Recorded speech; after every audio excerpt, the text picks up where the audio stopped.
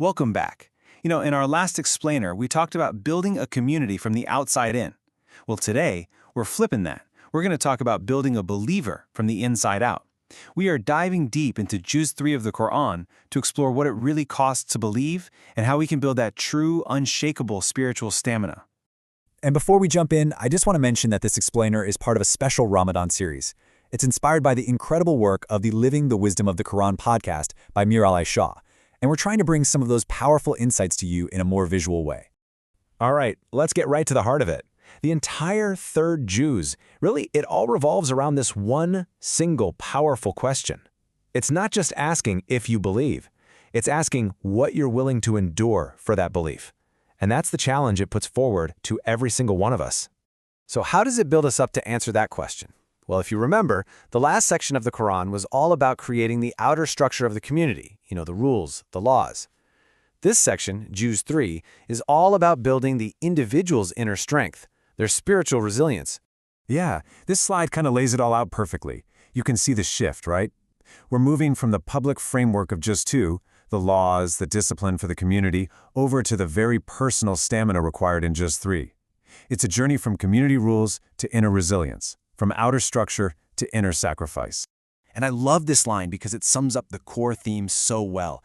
This is the point where belief stops being just a comfortable idea in your head. It's where your faith meets the friction of real-world challenges, of tests, of pressure. It's where the rubber really meets the road.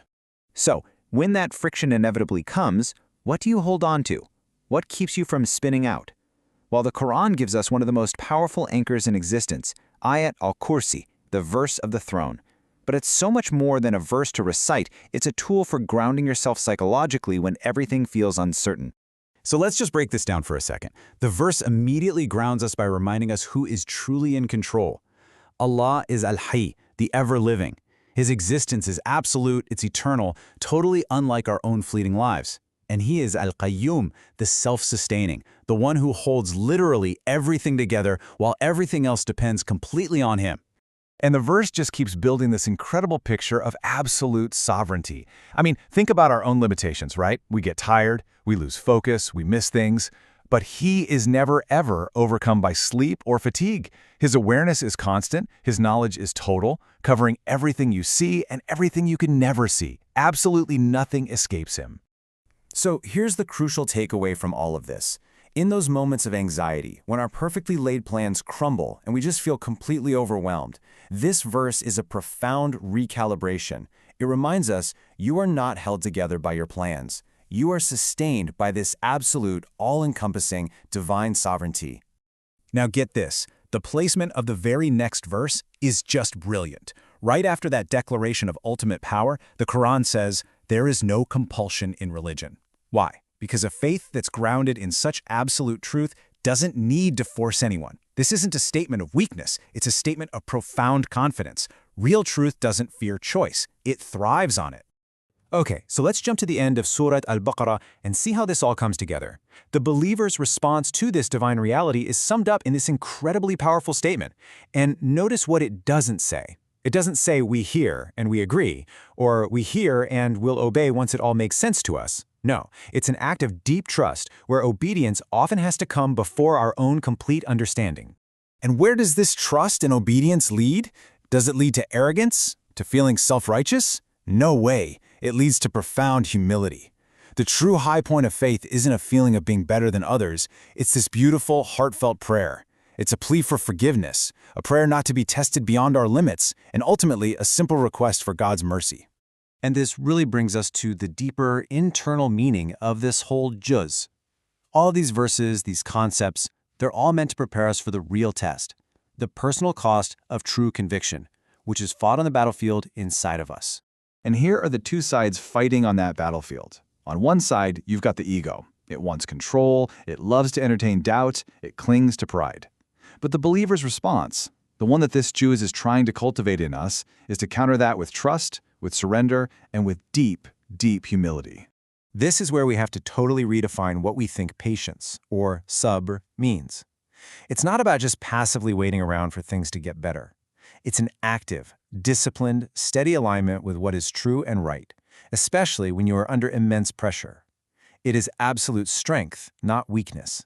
You know, when you look at the structure of the Juzʼ, you realize it's not random at all. It's actually laying out this deliberate path to growing our faith.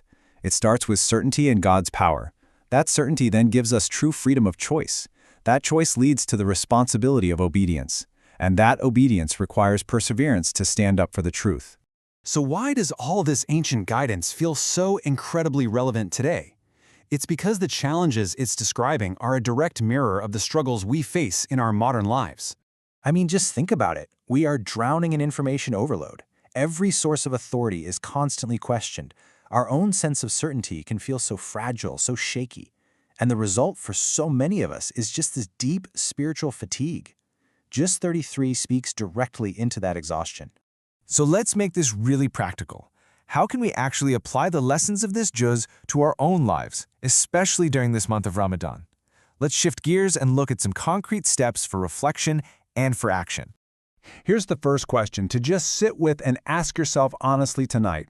In what area of your life, maybe it's your career, your family, your future, where do you struggle the most to let go of your own plans and just trust in Allah? And a second, very modern question. When you're scrolling through your phone or reading the news, what's your real intention? Are you genuinely trying to find clarity and truth? Or do you sometimes find yourself drawn to the drama, to chasing controversy? And finally, here's the question for when things feel heavy. We all carry burdens. But think about one specific weight you're carrying right now that feels unbearable. Reflect on that feeling. And then remember the explicit promise made in this juzʼ: Allah does not burden a soul beyond its capacity. How can that promise help reframe your struggle? And here are 3 things you can literally start doing today. First, don't just rush through Ayatul Kursi. Recite it slowly. Pause after each attribute and really reflect on what it means. Second, consciously and intentionally make that beautiful prayer from the end of Surah Al-Baqarah a part of your day. And third, identify just one difficult interaction you expect to have and make the intention to practice active, disciplined patience. We'll end with the heart of that believer's prayer, a plea that just perfectly captures the humility and trust this juzʼ aims to build inside of us. رَبَّنَا وَلَا تُحَمِّلْنَا مَا لَا طَاقَةَ لَنَا بِهِ. Lord, do not burden us with more than we have strength to bear. May Allah accept all our efforts as Ramadan, and for any errors or mispronunciations in this AI-assisted presentation, we ask for His forgiveness and for your understanding.